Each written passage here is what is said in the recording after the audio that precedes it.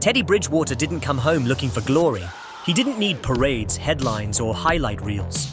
What he wanted was simple, almost painfully simple in its honesty. He wanted to feed kids. He wanted to make sure they had somewhere safe to go after school, that they weren't swallowed by the streets that had claimed so many before them. He wanted to show the world that a black man from Liberty City could grow up, play at the highest level of football, and then return to his neighborhood not as a ghost of what could have been, but as a builder of something real, something permanent, something that didn't need approval, permission, or validation from anyone in power. And for that, they punished him. For that, they suspended him. Let that sit with you. A man who played his entire NFL career with quiet strength, with discipline, with humility. Someone who never made headlines for drama, who never demanded more than what he was given, who always poured his energy into others, was punished not for failure, but for love. Teddy Bridgewater didn't retire into silence. He didn't fade into the background with a cushy television job or chase endorsement deals. He retired into service. He poured every ounce of himself into his community. And instead of applause, instead of gratitude, he got a phone call saying he was being suspended. Suspended from what? Suspended by who? He didn't even technically hold an official job at the school. And yet, the system found a way to tell him no. That alone reveals what this is really about. Because this is not a football story. It's not even a sports story. This is about what happens in America when a black man builds something too powerful outside the system's control. It's about how institutions react when someone shows them they are no longer necessary.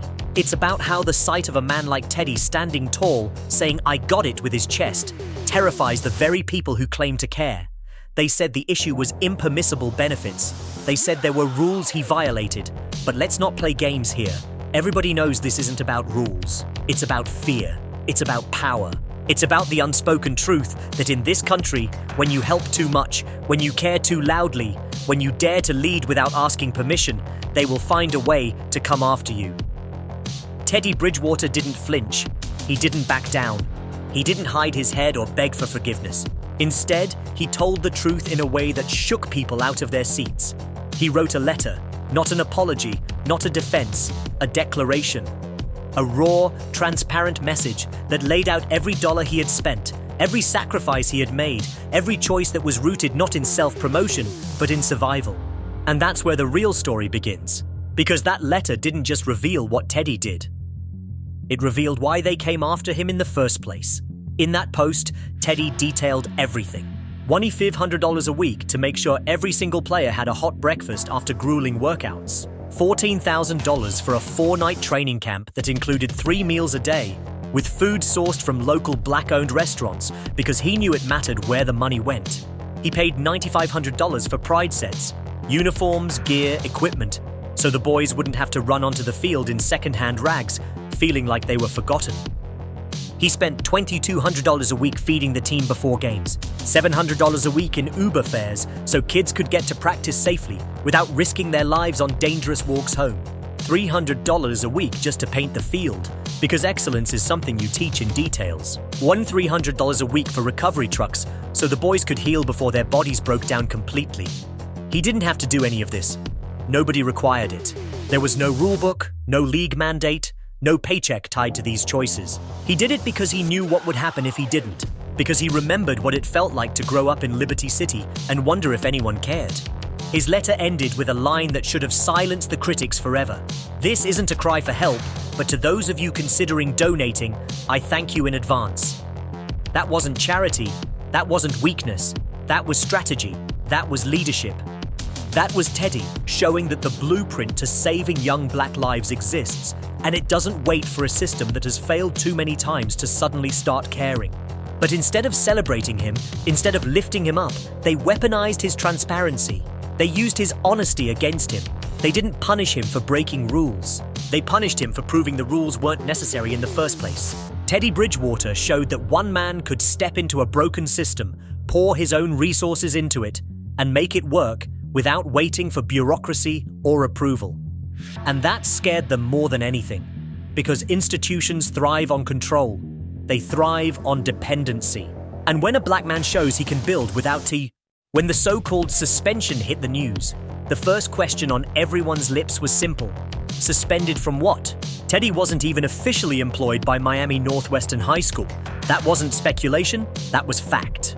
He wasn't on payroll. He wasn't under contract. He wasn't in any bureaucratic role. He was a man volunteering his time, his money, his heart, and yet suddenly he was being suspended. Teddy answered the absurdity head-on in his viral post.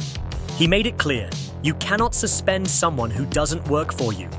That line alone hit like a sledgehammer because it exposed the truth everyone already knew. This wasn't about employment. This wasn't about a violation. This was about control. On paper, the school claimed the issue was impermissible benefits. That because Teddy had spent thousands feeding, transporting, and medically supporting his players, it violated some nebulous code. But ask yourself, where were those rules when the kids had no food? Where were they when players walked dangerous streets at night because there was no safe transportation? Where were those rules when bodies were breaking down without recovery tools? There were no rules then. There was only neglect. Teddy filled the gaps. Teddy solved problems. Teddy made the system look incompetent by doing their job better than they ever had. And that's why they came for him. Not because he broke rules. Because he embarrassed them by proving the rules were never really designed to protect the kids in the first place. The system doesn't mind when black men entertain. But when black men lead, when black men provide, when black men create self-sustaining infrastructure without permission, the system panics. Teddy Bridgewater was not a coach in their eyes anymore. He was competition. And so they weaponized bureaucracy to remind him of his place. But what they didn't count on was Teddy's response. He didn't grovel. He didn't lash out in anger. He stayed calm, steady, and precise. He told the truth, laid out receipts, and asked the question the whole country is now asking. Why punish someone for giving too much? Let's be real. If a white retired quarterback had done the same, this wouldn't be a suspension story. It would be a documentary. ESPN would be running specials. The NFL would be issuing press releases praising his generosity.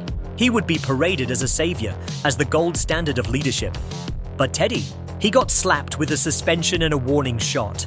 That's the double standard. That's the blueprint black men know too well. Perform inside the lines and you'll be tolerated. But the second you color outside the lines, the second you build without approval, the hammer comes down. They called it impermissible benefits, but what they really meant was, you did too much. You did more than we're comfortable with. You gave more than we could control. You made us look unnecessary. And for that, you must be punished. But Teddy didn't let them define the narrative. His letter turned what they meant as a quiet punishment into a national debate. He put the system on trial. And when he did, the city of Miami rallied to his side. Parents flooded social media with testimonies about the meals he provided, the rides he paid for, the dignity he restored. Former players spoke out. Alumni reminded the world that Teddy was Liberty City's son, not an outsider swooping in with a savior complex, but one of their own who came home to lift others. Donations began pouring into his foundation. Coaches across the country voiced their disgust. Sports writers called the suspension a disgrace. The community responded not with silence but with fury, with heartbreak, with love. And suddenly, what was meant to be a warning shot turned into a spotlight. The world saw what Teddy had built, and they saw who was trying to tear it down. Let's step back here. Teddy Bridgewater wasn't just coaching football. He was building sanctuary. He was creating structure where chaos had ruled. He was showing kids who had been written off that they deserved excellence. When he paid $1,500 a week for breakfasts, that wasn't charity, it was survival. When he spent $9,500 on uniforms, that wasn't about aesthetics, it was about dignity.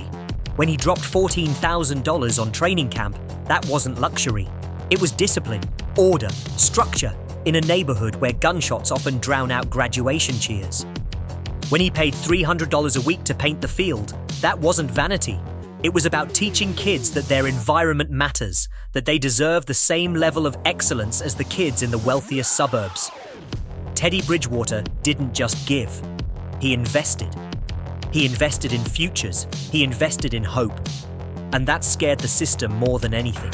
Because when one man shows he can build what institutions claim they alone can provide, he exposes the lie at the core of the system. He exposes that dependency is not natural, it's manufactured.